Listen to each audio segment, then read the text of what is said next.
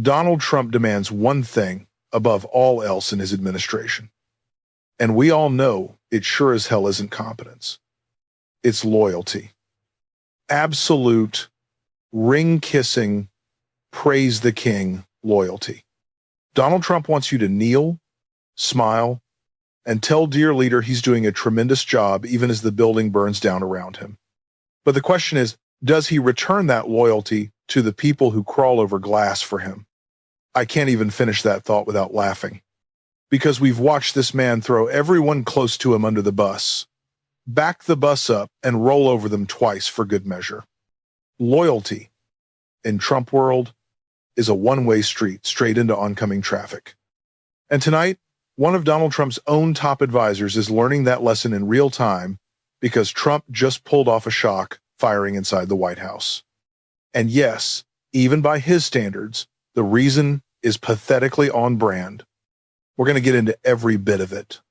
But before we talk about who got shoved off the cliff this time, I want to start with the person Donald Trump should have escorted out the door, preferably with a boot print on his backside. And that's Pete Hegseth, who has somehow generated more scandal in a single week than some corrupt officials manage in an entire career. And we need to be talking about it. First, they lie. That's what has happened in the American military after every war crime committed by the American military. First, they lie. Somewhere in the chain of command, they lie. That is what Donald Trump's incompetent Defense Secretary, Pete Hegseth, did when first confronted with the Washington Post breaking news report of a second missile strike on a small boat that had already been destroyed and burst into flames after the first missile strike. The Washington Post reported that the second missile strike killed 2 people clinging to the wreckage, which would be a war crime in a war and is murder outside of war. There is no war in the Caribbean. There is no fog of war there. So Pete Hegseth lied and said that everything in the Washington Post article was, quote, the fake news delivering more fabricated, inflammatory, and derogatory reporting. That was Pete Hegseth's first lie about this story as soon as it came out. Pete Hegseth himself has already turned himself in for lying about that, for telling that lie, since he has changed his story multiple times, since he told that lie on Sunday. In Vietnam, the worst American military war crime of the 20th century, was called a resounding success. Those are the words, resounding success, in the first after-action report of what came to be known as the My Lai massacre, in which American soldiers commanded by Lieutenant William Calley summarily executed 347 people. And first, they lied. But 18 months later, Lieutenant Calley was finally charged with personally murdering 109 civilians. Babies, grandmothers, brothers, sisters, mothers, fathers. When one of the soldiers, Lieutenant Calley, ordered to murder people, refused to do it, Lieutenant Calley took that soldier's rifle and shot them himself. But first, they lied. The American military never wanted us to know that story. And when the suspicions built about a possible war crime, the lying didn't stop immediately. The lying does not stop immediately in these cases.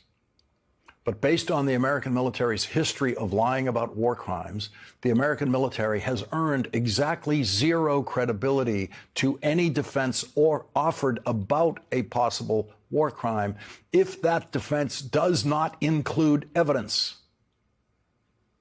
And that's for war crimes. What about crimes committed outside of war? It is getting genuinely difficult at this point to keep a running tally of how many scandals Pete Hegseth has managed to crawl into. And let's be honest, that is not exactly a glowing endorsement of a Secretary of Defense. Pete Hegseth is, at his core, an unserious man playing dress-up with a serious job. And this entire administration is built out of that same cardboard people who confuse posturing for governing. We reported earlier on that Atlantic piece laying out the signal chat where Pete, war crimes in a group text, Hegseth was casually firing off operational plans like he was swapping memes. And J.D. Vance, bless his hollow little soul, jumps right back into that same chat after the article drops to chirp, "Hey, what's everyone up to?" Kind of dead in here. Like a middle schooler trying to revive a dead group thread, joking about the fact that Hegseth just put U.S. service members in danger. They are jokes, all of them. Unfocused, undisciplined, uninterested in the job they're supposed to be doing. These people don't care about Americans. They barely even pretend to. They are un-American in the most literal way. Hostile to competence, allergic to accountability, and proudly indifferent to the damage they cause. And naturally, this is why Donald Trump fits right in, as unserious as he is, unfocused, drifting from crisis to crisis without ever touching the real problems facing the country. Because the only thing he's capable of obsessing over, the one issue that has genuinely seized his imagination, is the ballroom. The ballroom. That is why we're seeing the shock firing today. Just in, Trump replaces architect for his $300 million ballroom amid tensions. Donald Trump has reportedly replaced the architect in charge of his massive White House ballroom construction project. News of the shakeup was reported Thursday by the Washington Post. According to the outlet, 3 sources confirmed that Donald Trump replaced James McCrary III, who led design efforts for the $300 million ballroom project. McCrary was previously handpicked by the president himself. The Washington Post report continued in late November. The Washington Post first reported that Trump and McCrary were not seeing eye to eye on the vision of the project. The point of contention reportedly revolved around the size of the ballroom, as the estimated dimensions would dwarf the White House itself. The White House stands at 55,000 square feet, and the proposed ballroom would nearly double that at 90,000. So Donald Trump, the President of the United States, is once again drilling down into the essential work of his presidency, which, in Trump speak, means staring with absolute 100% laser focus at the ballroom. Not the war crimes, not the collapsing economy, not the metastasizing corruption. No, the ballroom.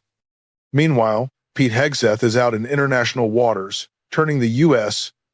military into his own freelance death squad, casually murdering people, and then texting about it like he's gossiping at a tailgate.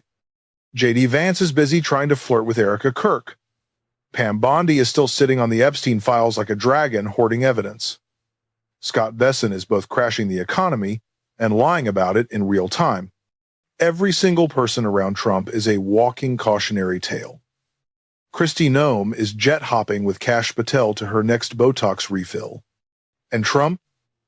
Still gripping that one sacred thought. The ballroom. The ballroom. He didn't fire Noem.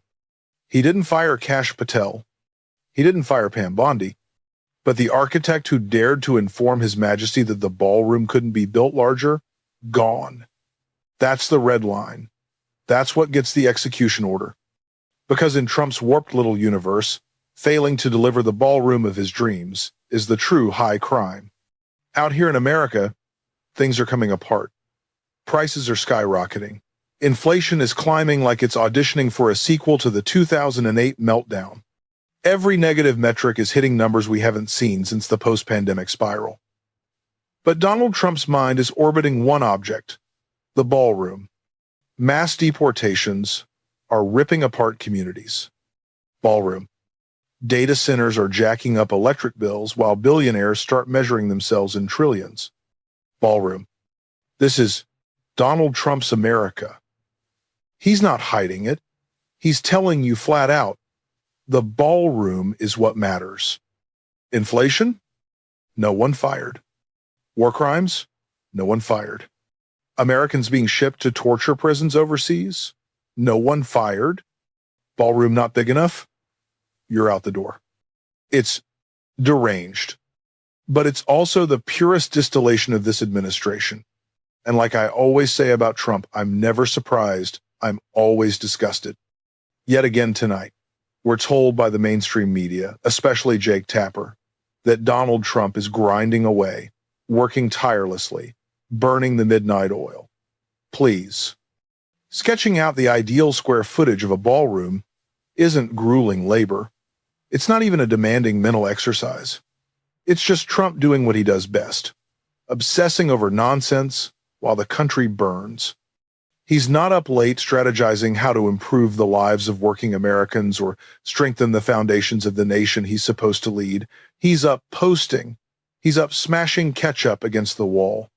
He's up texting like a frat boy who wandered into the West Wing by accident. That's not work. That's an overgrown adolescent with a nuclear arsenal. The myth that he's worked to the bone collapses the moment you realize the only thing producing sweat on this man is anxiety over ballroom dimensions. Because that's who gets fired, the architect who says reality has limits. Not the people tanking the economy, not the people committing war crimes, not the people running black site deportation pipelines. The ballroom guy. None of it shocks us anymore, but it still manages to revolt. Which, honestly, fits the theme of Pete Hegseth's Greatest Hits tour this week, something Congressman Jim Himes shed a bit more light on right here. Tell us why you were so disturbed. Yeah, Jen, and I mean, I'll give you some context here. You know, in virtue of my role on the Intelligence Committee, you know, these sorts of videos in other contexts are not foreign to me. So, you know, I'm not pearl clutching over something I haven't seen before. But what I saw in that video, and I'm hoping that the American people will have an opportunity to see it and judge for themselves.